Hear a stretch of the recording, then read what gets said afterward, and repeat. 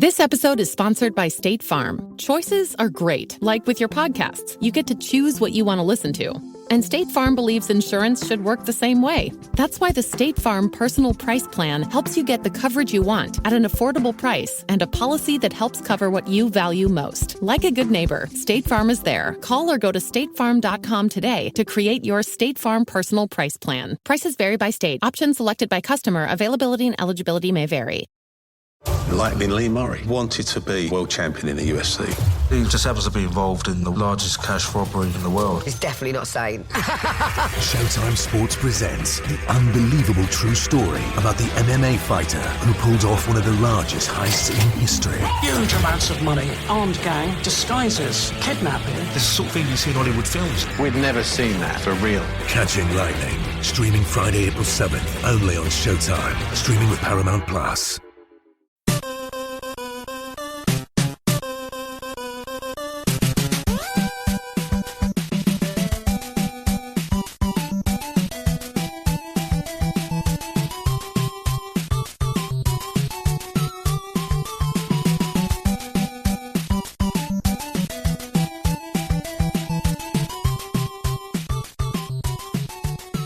Welcome to the family here on Purple Mafia. I'm your host, Paladino Joey, or Joey Wygen. Purple Mafia is available on the sportstuff.com, iTunes, Stitcher, and Double Twist. It's a pleasure to be back on board to talk about the Minnesota Vikings once again today. Here we are, baby. The Vikings are now 4-0, as I predicted. Here we stand once again. And just to let you know that my voice might sound a little different, trying to be careful not to wake my wife up, so trying to piece things together, if you know what I mean. So doing the best I can to get this show to you, but I'm going to do the best. But I'm not going to be shy about my excitement about this football team right now. To open things out, of course, well, the show is the three segments: game review, New York Giants, Vikings. The second one is, of course, the NFC North review and previewing the Houston Texans as we head into the bye. And fan interaction segment number 3. So here we go. To open things up, I've watched a lot of football for many years.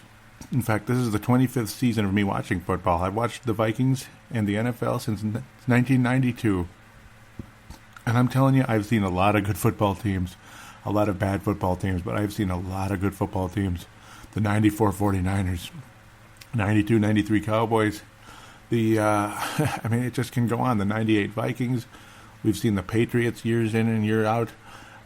We've seen a lot of great football teams. The Baltimore Ravens in 2000, defense like that. Of course, the Seahawks, which I hate, but still a very, very good football team. I have to admit it. This Minnesota Vikings team, they're in 2016 with this defense and this timely and well put together offense. Very well put together when you consider the circumstances and such. This team right now has a look of a team that is in a special season right now. I mean, there is something very special about this football team, and I'm just gushing with joy right now when we talk about the Minnesota Vikings, and I don't blame a soul out there that would be saying the same thing at this point in time. It's one thing to be 4-0, like the Vikings were back in 96 and even 2009 and 2000 and seasons like that, 98. But this is the most dominant 4-0 I've ever seen. I mean, this is just a fantastic, fantastic dominance of this football team. The Tennessee game we've already talked about, obviously going back and forth, how the Vikings just kind of went from a scary situation to they just kicked their butts. I mean, teams are just relegated, great quarterbacks relegated to just mind-boggling numbers. I mean, it's unbelievable. One touchdown pass from Eli Manning and Aaron Rodgers and Cam Newton combined. I mean, these are Super Bowl caliber quarterbacks. Two of them have won championships. 2 championships for Mr. Eli Manning. Of course, he hasn't played as well in the regular season as he has in the postseason, but still a good quarterback. But again, a bad history against the Minnesota Vikings. Though, again, I would never want to play him in the playoffs. Never. And Vikings winning on Monday night, obviously, well, it hampers the Giants' chances of making the playoffs. It's going to be harder to win that NFC East than we thought. I mean, it looked like the Giants were going to win that thing. I don't know. I'm not so sure right now with the way the Eagles are playing, and even the Washington Redskins playing significantly better. But there is something very special about this football team. I mean, the defense just absolutely insane outside of a crazy breakdown out of nowhere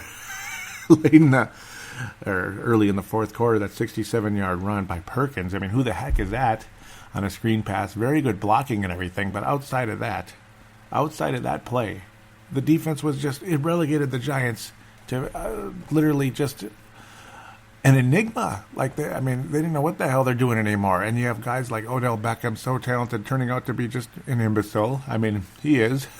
Doesn't look good. Other wide receivers along the way with the Giants, nothing special. Like always, there was a slightly scary thing, but it was only at the very beginning, the opening kickoff, 44-yard return, very early on, by Dwayne Harris. Scared us a little bit, but then the Vikings defense is like, And you see talented teams like this coming into this season.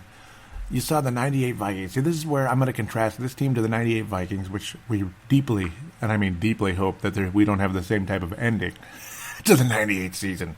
So I'm not comparing them in that sense. This season is unwritten yet.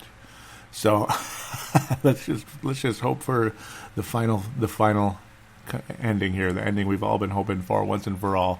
But you came into 1998, and the whole talk of that team coming into that season was what? The offense, right? And how outstanding the offense is going to be.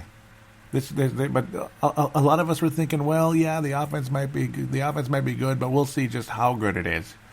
We had no idea just how historically amazing that offense was going to be. And you come into this season, the defense is going to be fantastic. They continue to get better and better. But I don't think we really truly knew how amazing this defense truly is. You have NFL.com comparing the Minnesota Vikings to the 1985 Chicago Bears. Ridiculous numbers, and if we through the first 4 games, the numbers are extremely similar out there. Just unbelievable. The amount of touchdowns given up, yardage, and of course the 4-0 record, very similar to the 85 Bears. I mean, it is just unbelievable. A team with a quarterback that has a better arm than Teddy Bridgewater now. And I'm telling you, teams, when you're going to end a curse, you have to do it by climbing the steepest mountain. The only way to end a curse is by climbing the steepest mountain. And that is the theme of this season, folks, for me. That is the theme of this season, because what kind of mountain has been put in front of us? An almost impossible one, right? You come into this season all optimistic. Teddy Bridgewater coming into his 3rd season, he looks so good and so promising, and his knee literally does what it does. We don't even want to go into the graphics of it. Just horrible.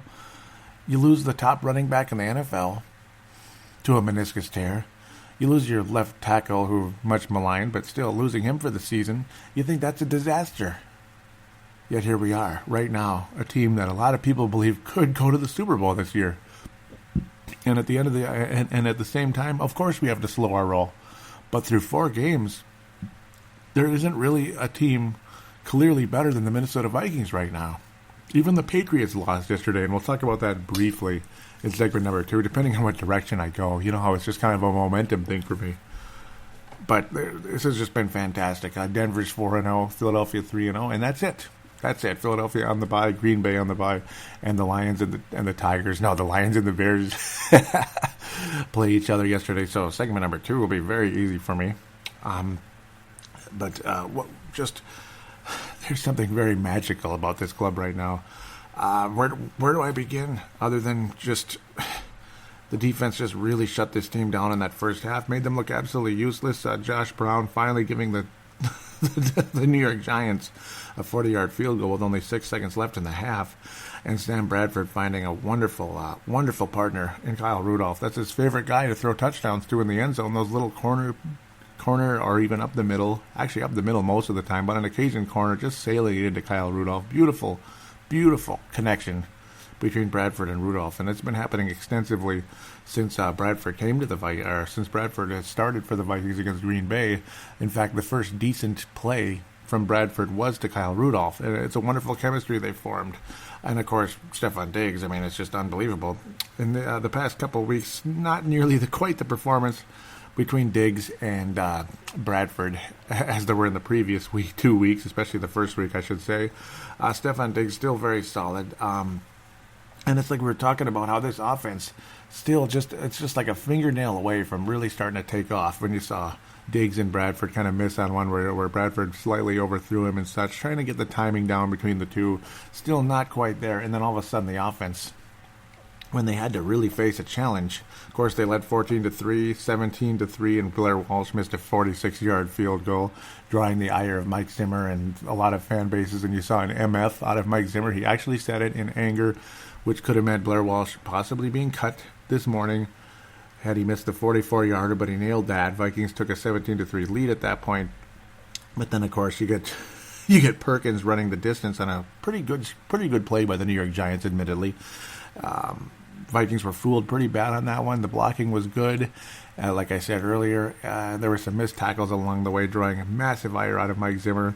Giants only needed a 1-yard touchdown to get in the end zone from Darkwa. 1-yard rush from him.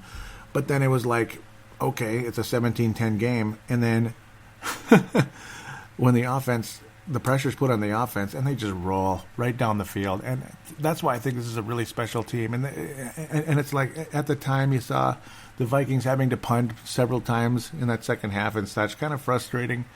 But then when they had to score, they did so easily. I mean, Bradford nailing Stefon Diggs along the way. And, of course, you finally saw a connection between Bradford and Charles Johnson.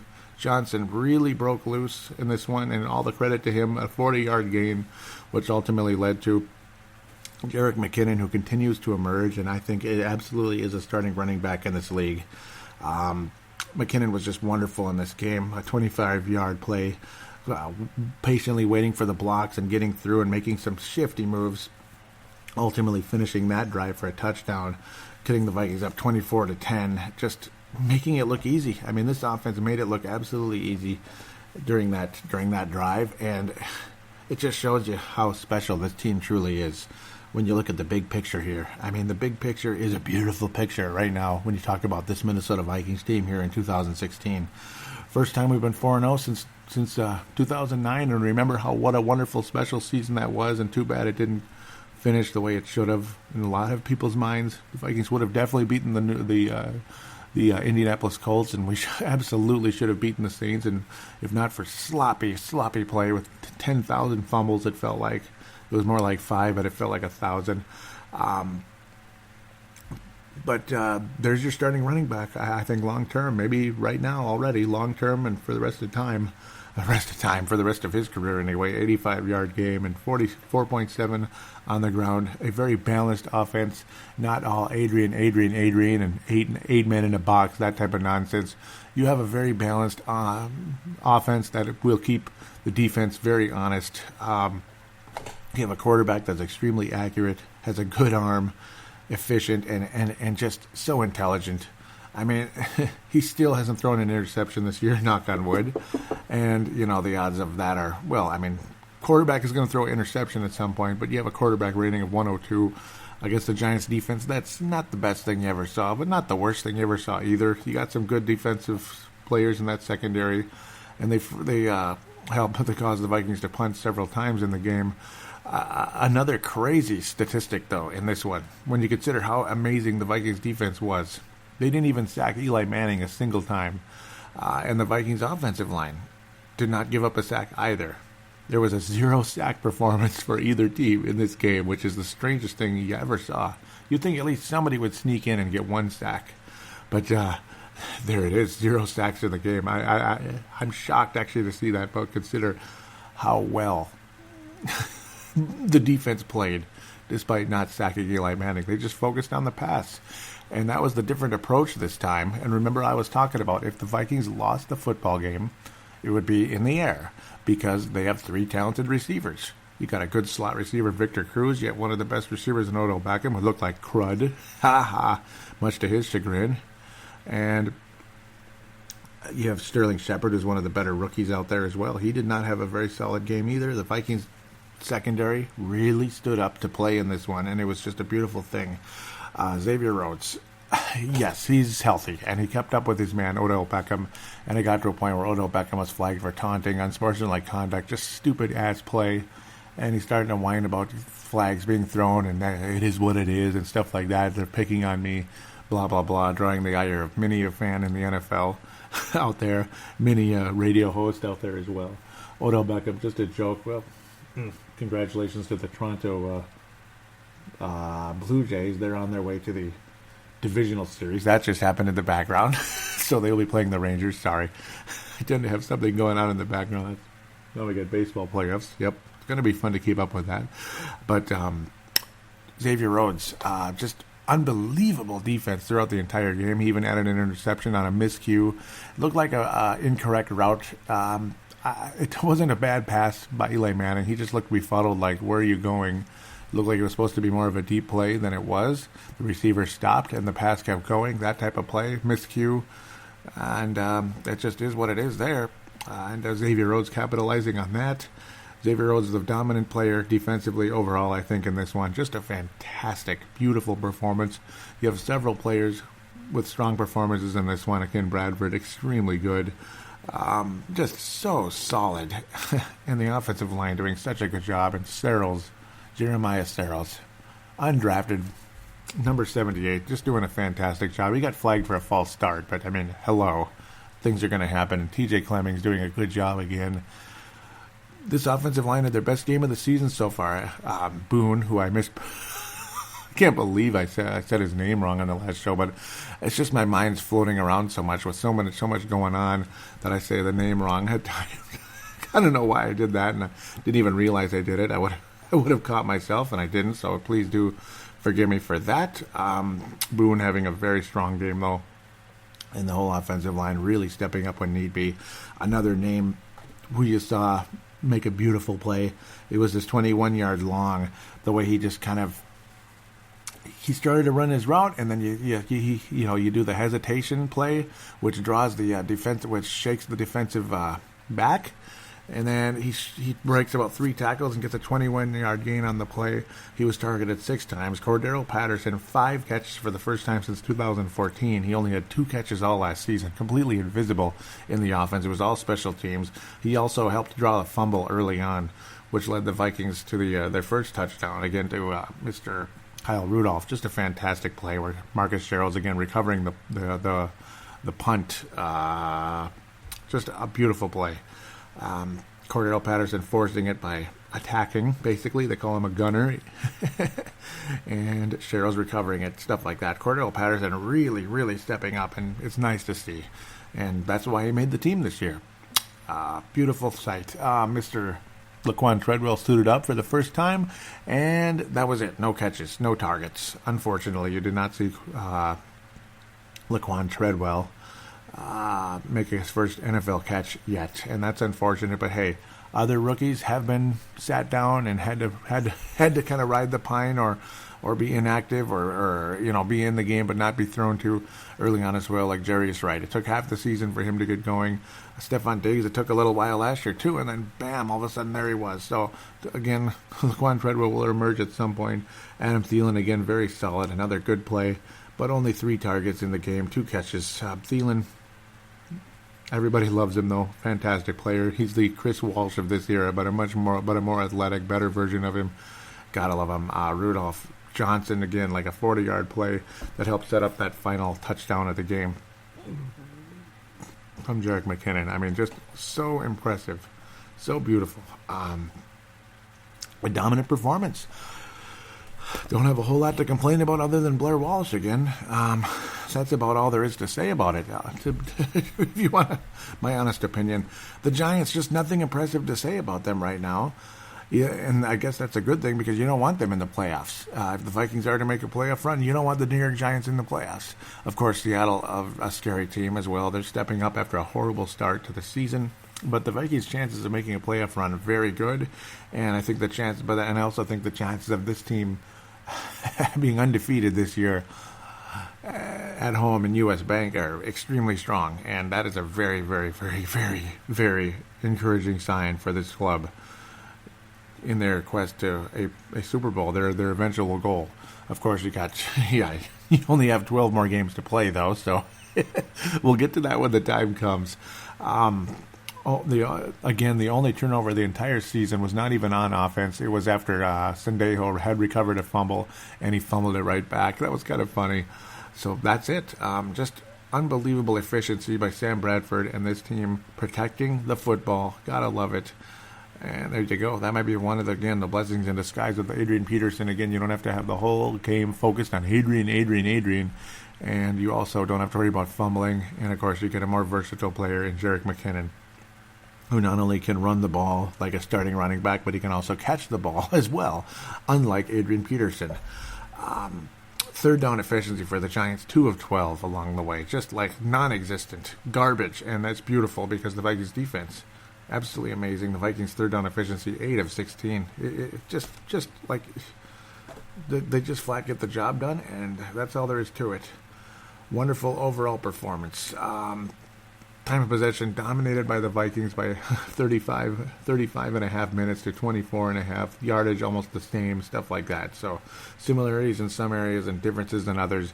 But overall, the Vikings defense, again, the heroes, but the offense as well, showing that they can get the job done when they need to.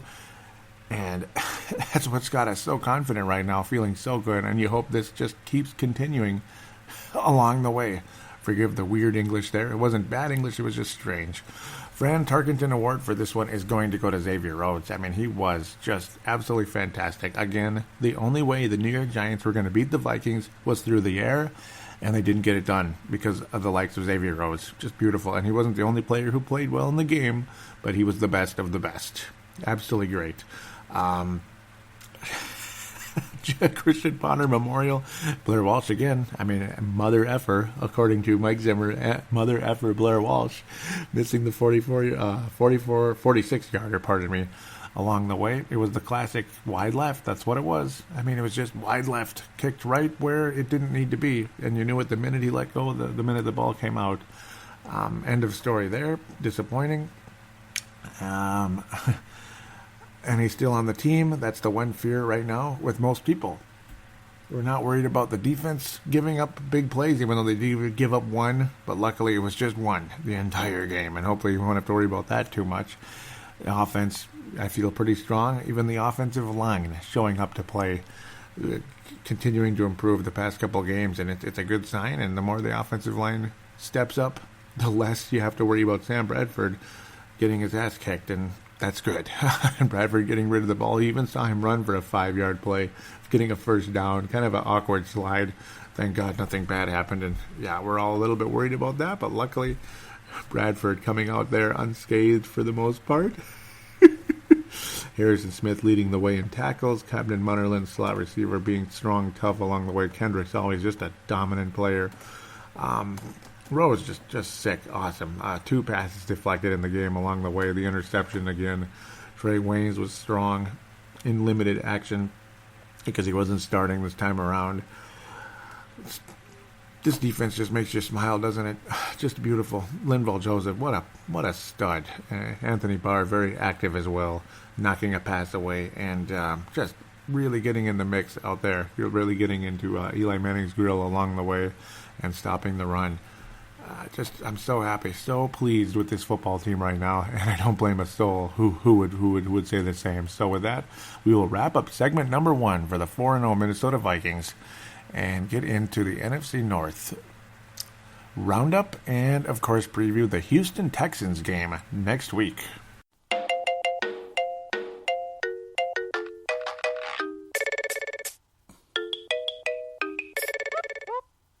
And now, another installment of George Stories. Yet one more in the boat era, back in the early 90s in this case. I think this was 93, 94, right around that time.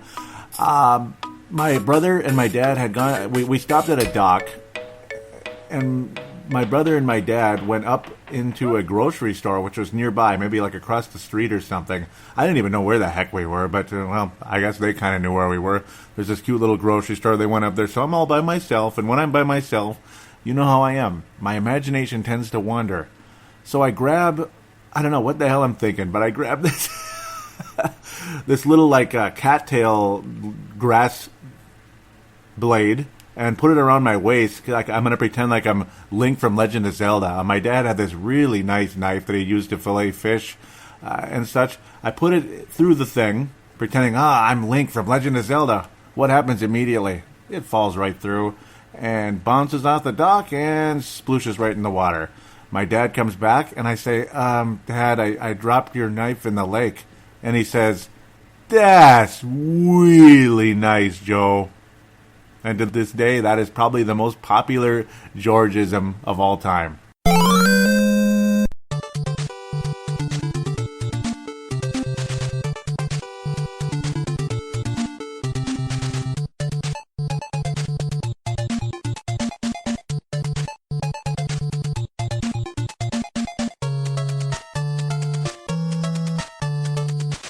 And we are back here on Purple Mafia segment number 2. Again, apologizing, my voice is a little bit kind of funky.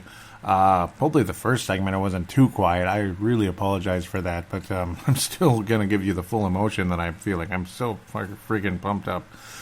So, NFC North Roundup, Detroit and Chicago. Chicago hosts the Detroit Lions, and they win their first game of the season, 17-14. Congratulations.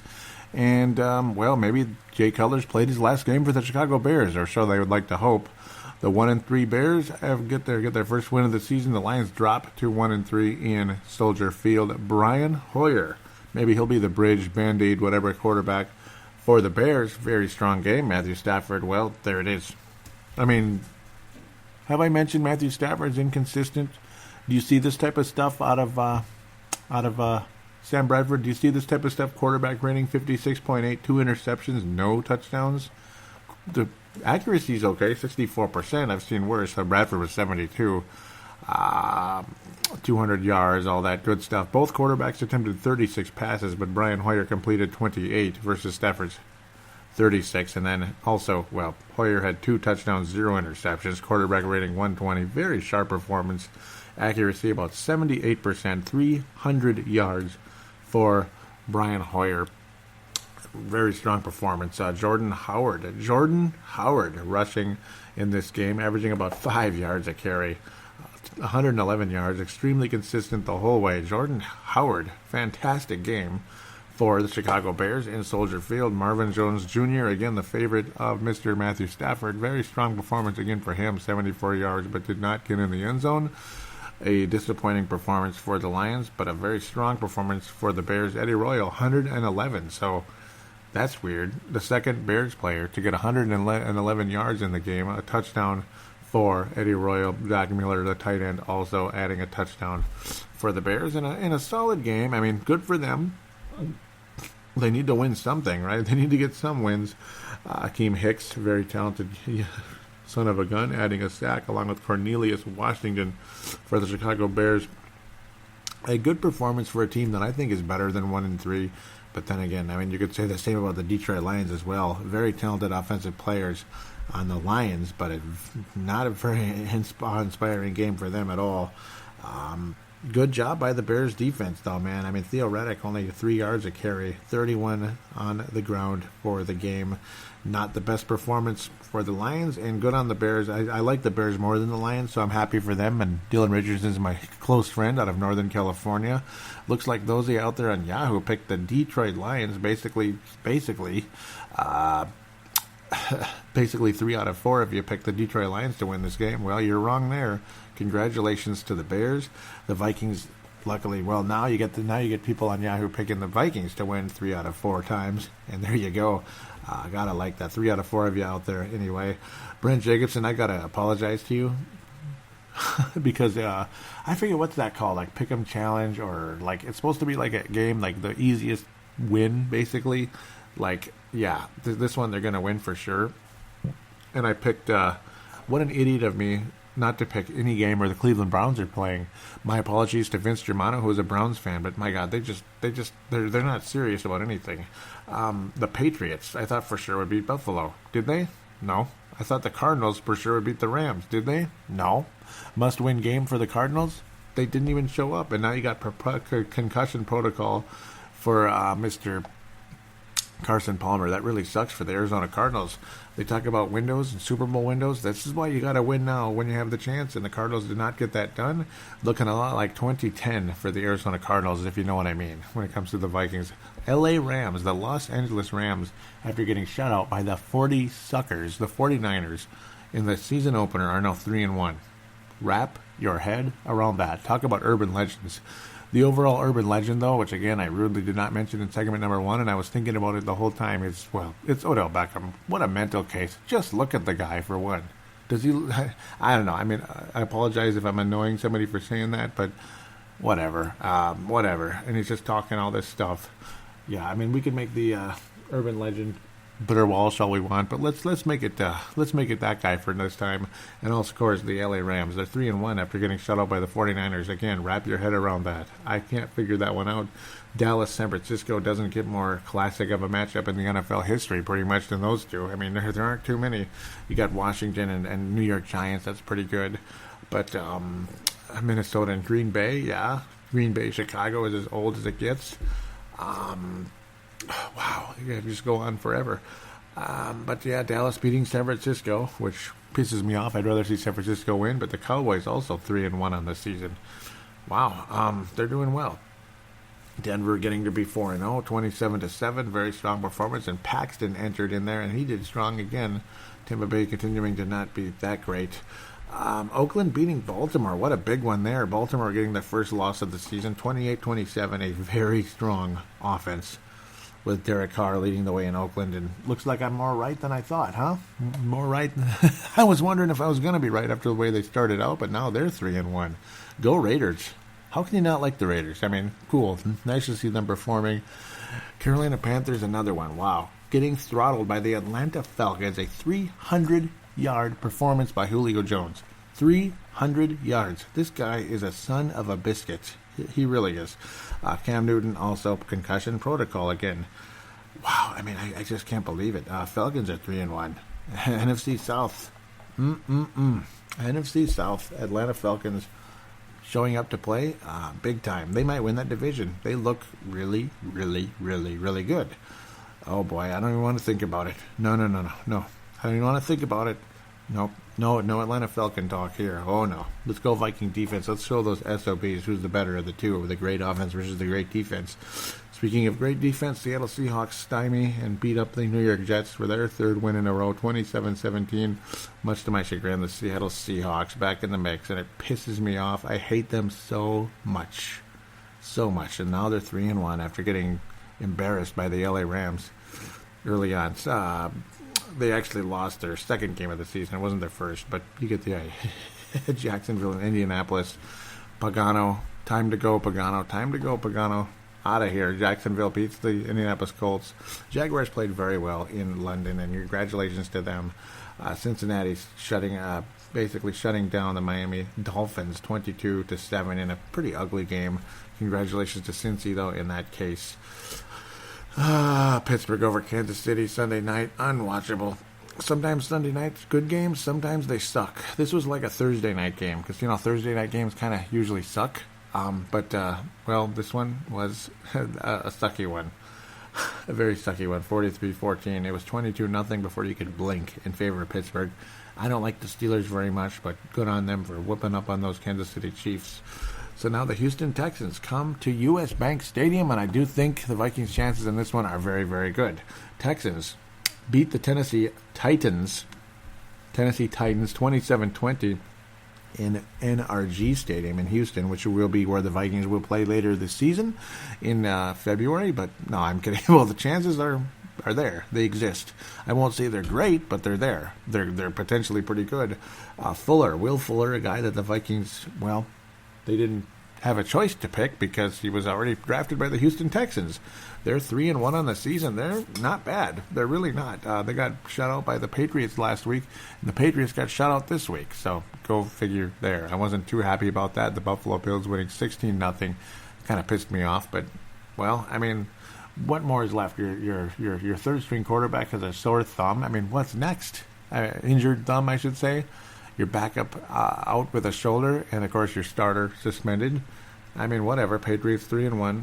surviving the first 4 games in that situation. Good on them. Houston Texans, again, also 3-1, beating Tennessee at home. Brock Osweiler taking them up 14-0 early. Brock Osweiler will be an interesting quarterback for the Vikings to go up against. Ryan Suckup, the former Chief, making a few field goals in the game. Good for him. Texans, well, their kicker can make 53-yarders. Damn it. And 45-yarders. That got me a little bit worried.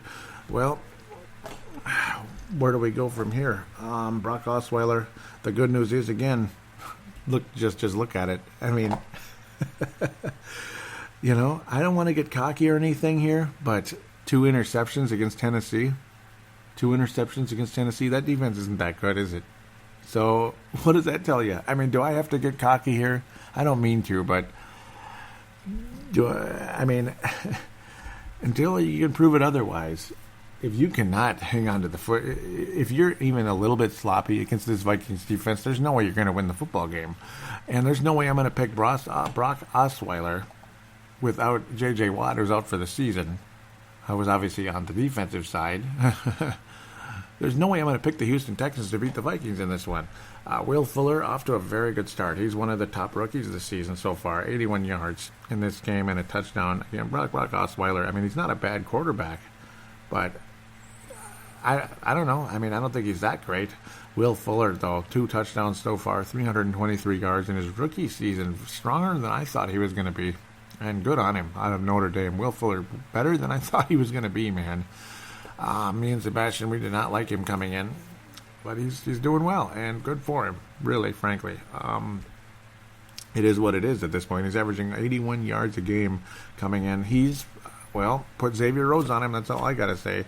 Roads closed. The roads were very much closed. As much as I hate construction, I like seeing roads closed when it comes to the Vikings. And Will Fuller, his road needs to be closed. Let's not see 80 yards receiving, and I don't think he's going to get 80 yards against Xavier Rhodes and this Vikings defense. I do not think it's going to happen. That's just me. The rest of these guys, Lamar Miller is a name. He's a familiar name. He's a versatile running back for the Houston Texans. He had a solid game. He's a bit overpaid for what he is, but he's not a bad player. He's somebody that might drive you a little crazy. He's fairly consistent out there. Not bad, really. 351 yards on the ground. He's averaging about 88 yards a game. I don't think you're going to see numbers like this from the, of course, that's where he was, former Dolphins there.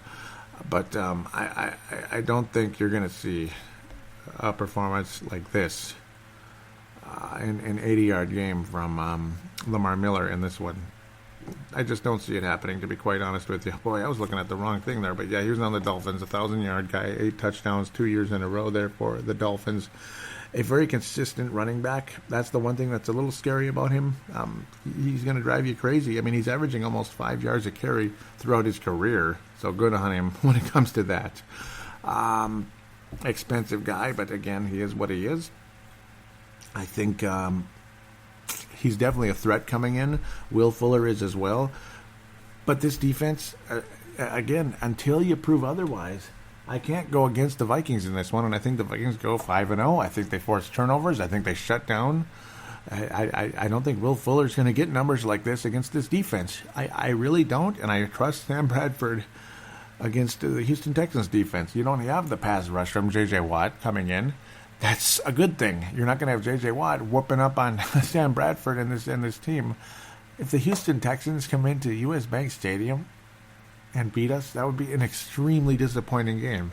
I think the Vikings offense is capable of scoring when they absolutely need to. Not constantly, unfortunately. We would like that, but this defense is capable of shutting down more dangerous offenses than this one. Even though this is a fairly versatile offense, you have an inconsistent, kind of a messy quarterback who can be good at times, but can be a mess, and that's Brock Osweiler. He started strong in the game, but he started to struggle later on, and Tennessee made things interesting along the way. Good luck, or good on Houston, though, to at least finish the job. Osweiler, he can make plays, but he can also turn the ball over, and I think the Vikings will turn Osweiler over twice in the game, multiple times. That's just my opinion. I think that's how things will go. Lamar Miller, they're going to try to establish the run if they're given the chance to. But once they're behind, which I think the Houston Texans will be, I think the Vikings get an early lead in this game. That's just my humble opinion. I don't think you're going to see Houston jump off to an early lead in the game. You won't see as much Lamar Miller, and they will have to count on Brock Osweiler, and it's not going to work out. You're going to see some plays from Will Fuller in this one, but you won't see enough plays from Will Fuller for the Houston Texans to win the game. You know, it's like the Vikings find a way to score in the mid-20s on a regular basis because of defensive plays and offensive plays along the way. But they don't give up. They never give up a whole lot of... They've never given up 20 points yet, and I don't see Houston scoring 20 points against the Minnesota Vikings. So I will go with a similar score to last week. I'm going to go with 24-14. 24-14, Minnesota will beat the Houston Texans by 10 points in U.S. Bank Stadium. I think they're better than the Texans. I think the Vikings go to 4-0. The Houston Texans drop to 3-2. They will continue to compete to make the playoffs in the AFC over there. But Houston is not ready to come in and beat the Minnesota Vikings, despite the fact they have some talent on the offensive side of the ball. Again, J.J. Watt being out is not helpful. It's a decent Houston defense, but without their leader and probably the best defensive player in football being out for the season with the back issues, coming back too soon, it's not going to help the Houston Texans' cause, and the Vikings will win 24-14 in U.S. Bank Stadium. So there it is. With that, I guess we will jump into fan interaction right after this.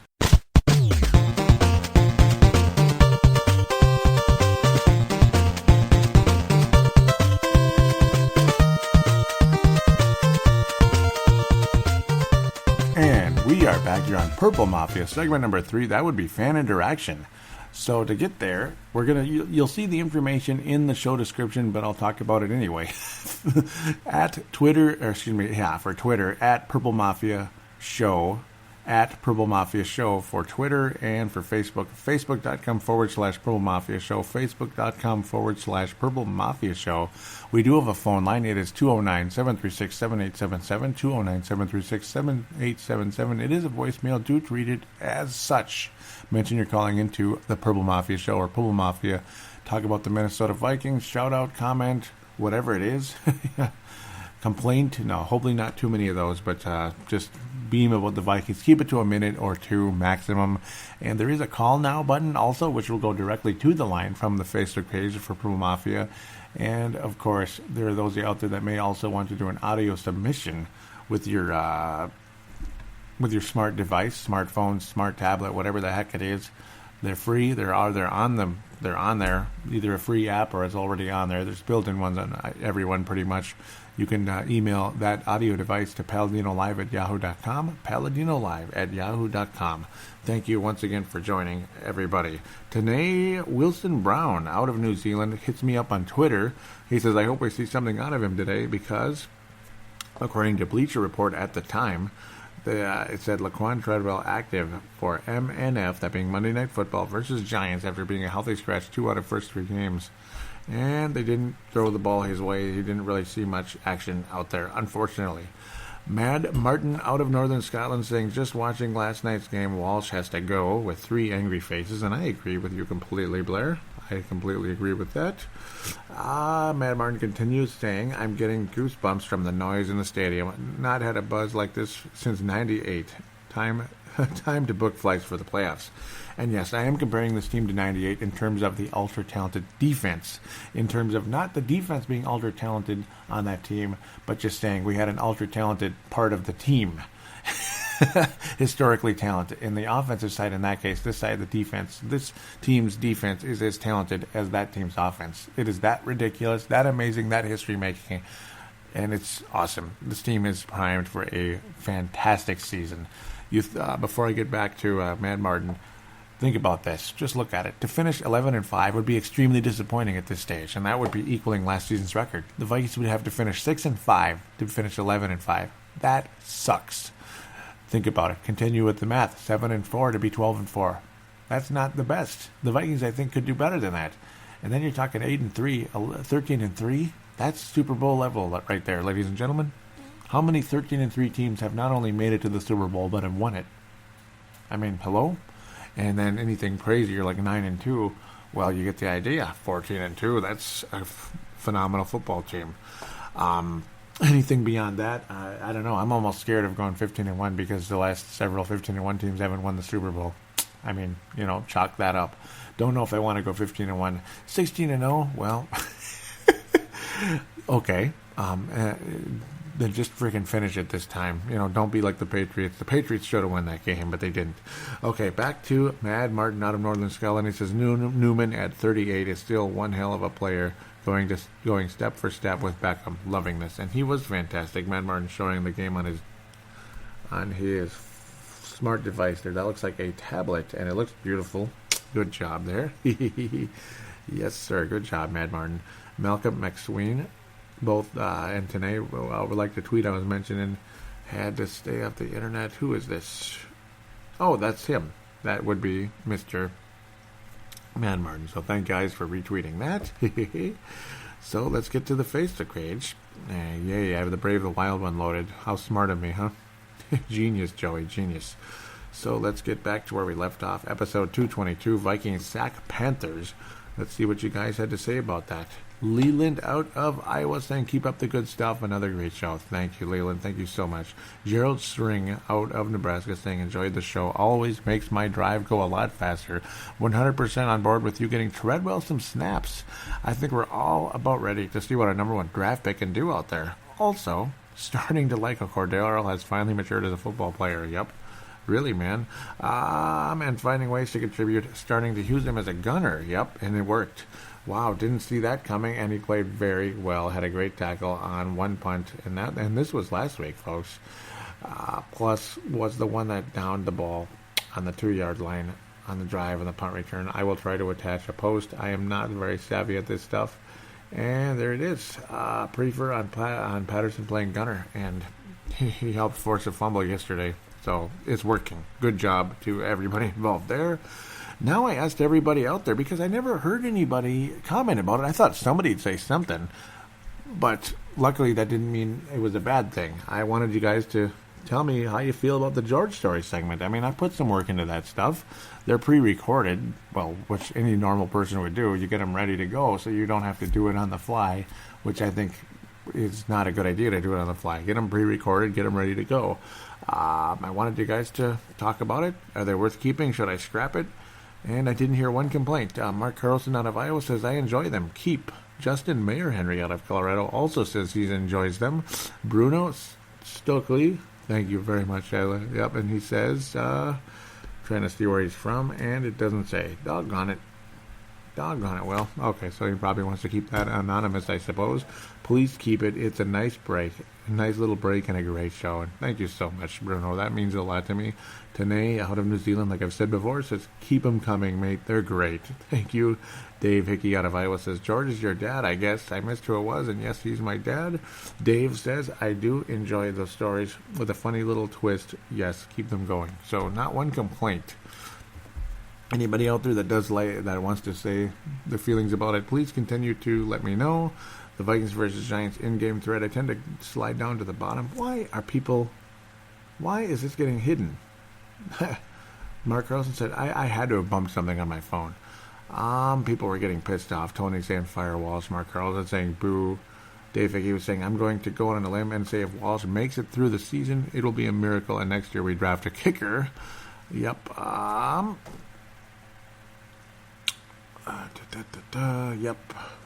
Yep. Odell Beckham Jr. going to have to find a friend in the league besides Josh Norbert. Yep. Deep pass to Charles Johnson, and he catches it. That was Mark Carlson. Couldn't believe it. Dave Hickey saying, they are really spreading the ball around tonight. I like it. I'd like to see Treadwell get involved, but I need Diggs with a big play, or the Vikings need to come through. That's because he's in fantasy.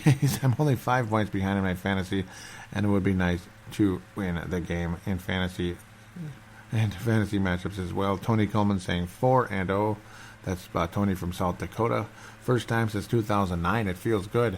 And I think Tony might be the only one on this board here that was a listener to Purple Mafia that season, because I covered that season on Purple Mafia. That's how long Purple Mafia's been around. To all the little weeds that have sprouted up the last 3-4 years, or like 3 to 4 months, to all the weeds out there, Were any of you recording your podcast in 2009? No, but I was here. Just giving you a little heads up on that one. Mark Carlson saying boom, boom, boom, boom is in 4. Dave Hickey saying yes, Skull. Another one, bites the dust. Woo! Purple rain, or more like purple rain, as in like they reign as kings. Love that Skull chant too, and that's been a new thing, and it's undefeated so far. The Skull chant, pretty cool. The post-game thread, we jump into that. Justin Mayer Henry says the defense is so nasty. Damn, it feels good. I was itching to see Eli hit the turf all night, but the pressure got it done. Odell was crying like always as they got to him early. Rhodes gets the MVP tonight for me. I agree, and you heard it in the first segment. Walsh upsets yet again. That missed kick in the playoffs still has him all jacked up. I'm super nervous whenever he walks out on the field. Yeah. And Mark Carlson doing the 4 booms again. He says we are 4-0. And that's without AP and Bridgewater playing head-to-head with the hated Packers. Woo! Reference to Dylan Richardson, and getting it done in spite of another missed field goal by Walsh. Coverage on Odell Beckham was outstanding. Yep. And I have to say that every weapon in the toolbox was on the field today. Even CP84. I don't remember a Monday night game where I go to bed with a smile. Skull aren't from Iowa. Oh, you remember one. You remember one back in 98, don't you? Other than that, there haven't been a lot of good Monday night games. The Vikings have had a lot of disappointing Monday and Thursday and Sunday games, but not anymore. Now we're just grading them, and it looks like we've lifted that curse. It really does. Let's lift the biggest and worst curse of all at the end of the year. That's all that's left now. Let's get it done. Tanae saying 4-0 is great. Pardon me, I didn't even mean to. Trying not to cough it here. Woo, getting dry. Vikes looked really good today. Defense was incredible, as it has been for the last few weeks. I'm loving the connection between Bradford and Rudolph on those third downs. Yes, he is. He's so reliable on them on next week's goal. And real quick before I get to Tony, I might as well mention this right now. I should have mentioned in the first segment, but hey, as long as it gets on the show, that's what matters most. The Vikings were in the red zone 3 times yesterday, and how many times did they convert? All 3. That's right, all 3 times the Vikings converted in the red zone. Things are starting to really change around here, because remember last year, what was one of the Achilles heel of this football team? We didn't convert in the red zone worth crap, and you had to count on Blair Welsh field goal. Yeah, sure, he made most of them last year, but not the one that counted most. Tony from South Dakota says, I have to admit, I had my doubts about Bradford coming into the season. I'm very glad he's proving me wrong. As I told a friend of mine who's an Eagles fan, sometimes a good player just has to find the right team in order to become great. I think based on what we've seen the first in these 3 games, he could get there. I'm feeling even better about this team every week. Oh, and the Purple Rain defense has defeated 3 MVP quarterbacks in a row. Aaron, Cam, and Eli. Keep it going. Dave Hickey with 2 comments here saying, what a game. We keep getting it done using about all the tools in the box, like Mark said. Roads closed. Odell Beckham Jr., what an excellent job. Hasn't shut him down. X did on him tonight. He gets my fan award, and Walsh gets my ponder award once again. And you're dead on there, Dave. Star candidates to Tony and Dave here. I keep hearing whispers of Robbie Gould, the former Bear kicker, coming over, and maybe he can become part of a winning tradition that Zimmer and his staff have created in Minnesota. I love the Purple Rain. In tribute to Prince, maybe they can take the emotional year of losing him and all our team leaders, Teddy, AP, and all the others, in and out of the lineup all year, including Rhodes, who was one of the leaders tonight. I feel great about our team. Bradford is doing an excellent job not turning the ball over and making third down completions and controlling the ball. I'll take W's any way we can get them. We have a very deep team, and as long as the defense keeps kicking ass and stays healthy, the sky's the limit. And it really is, Dave. It really is. Legitimate star candidate, Dave Hickey and Tony Coleman there. And, whoa, there's just like Sam Bradford getting the last laugh. Awesome article on FoxSports.com. Awesome article. Lots of people liking that one. No comments. Let's check the visitor post as we head to wrap this thing up.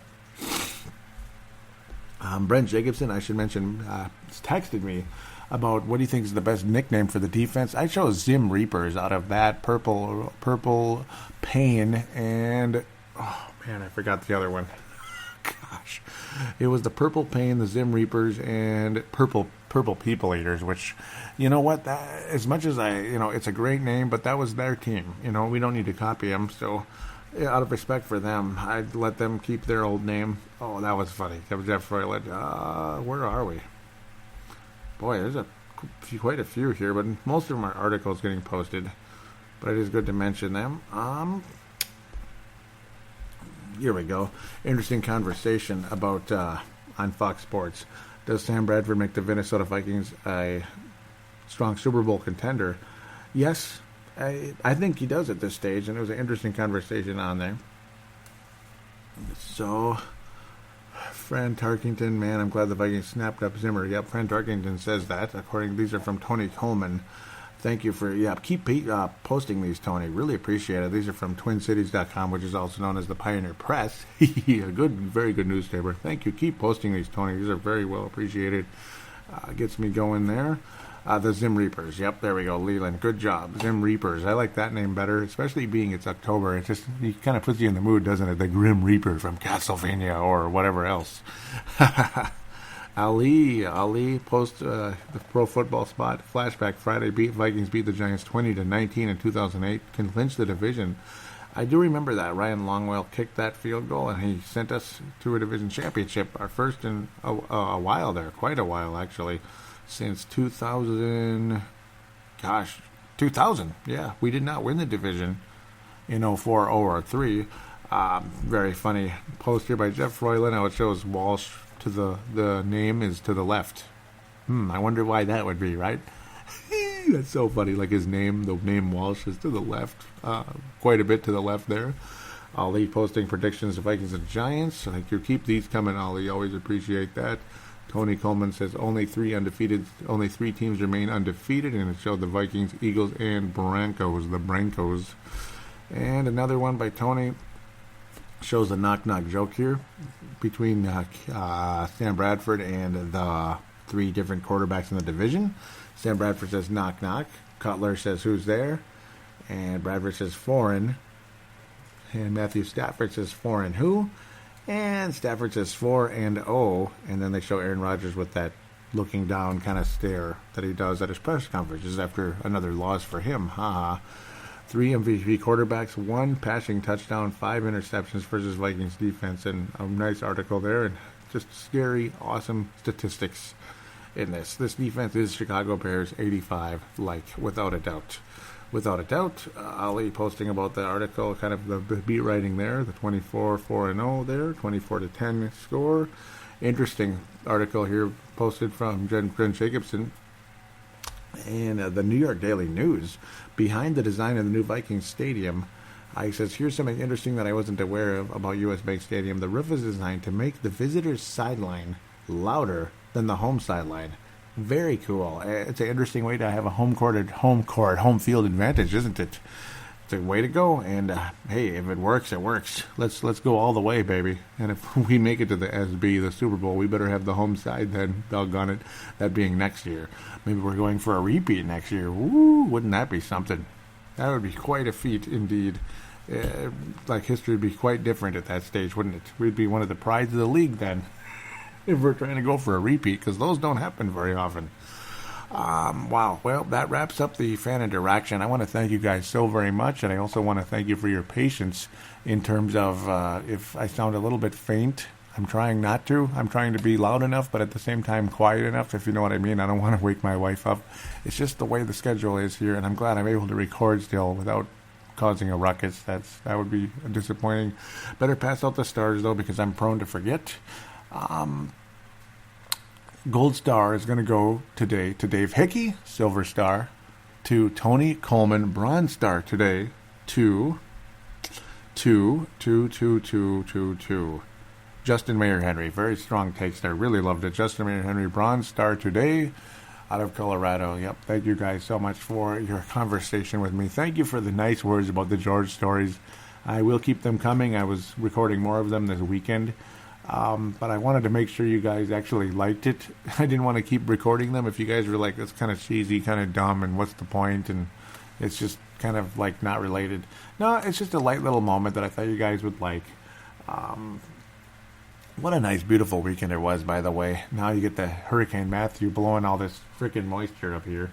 That's literally what's happening, by the way. You notice how the weather patterns are going straight up from the south, straight up? Yeah, that's because of the hurricane.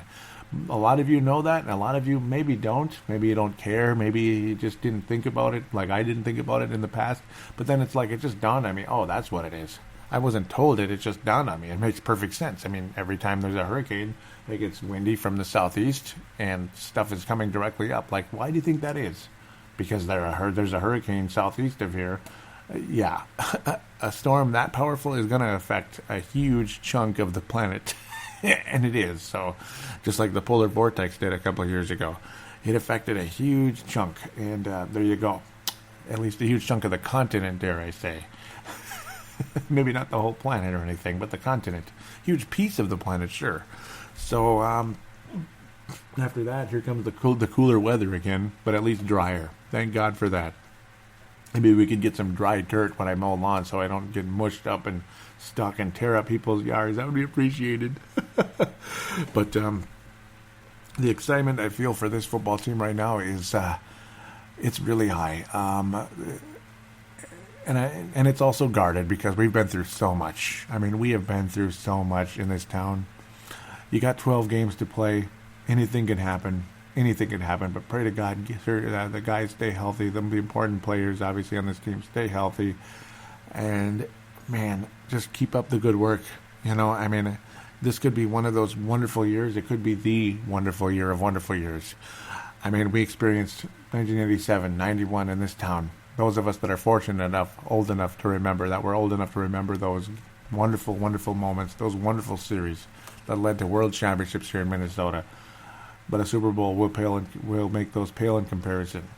I mean, it just will, because football is bigger, and the Vikings have always been the most popular team in this town, and the emotions, the ups and downs we have been through for generations with this franchise, to see it finally happen would be the happiest moment of our lives, and, well, of our sporting lives. The rest of our lives, hopefully there's a little bit else going on, but but in our sporting lives, it would be the most wonderful moment ever. And the way this team continues to progress and overcome and continue to climb the steepest possible mountain, it's making me believe more than maybe I have in the past. That maybe there is something going on here. Because every time a team has won a championship, or they win a championship, the stars align, and certain things happen that wouldn't happen normally. And you have special seasons. And this one's looking like something pretty special. Doesn't guarantee anything, but it has the makings of a wonderful, wonderful season. And let's take advantage of it while we have it. Let's enjoy every single minute of it. We'll be back next week. Obviously, I'll talk about this on the next week's show as well. I will not be recording during the bye, because why would I? So just enjoy the week off, but we will have one more week, and we will enjoy the hell out of it. I'm glad we're going back to the noon game so I can record Sunday afternoon, Sunday evening, but I don't mind doing this either. As long as we win, that's all that matters most. And we look as amazing as we do, and we get the national recognition that we're getting. It's pretty awesome. So we'll talk about the Houston Texans game in about 6 days. Until then, 5-6 days. Until then, take care, everybody, and thank you. Please tell your friends about Purple Mafia.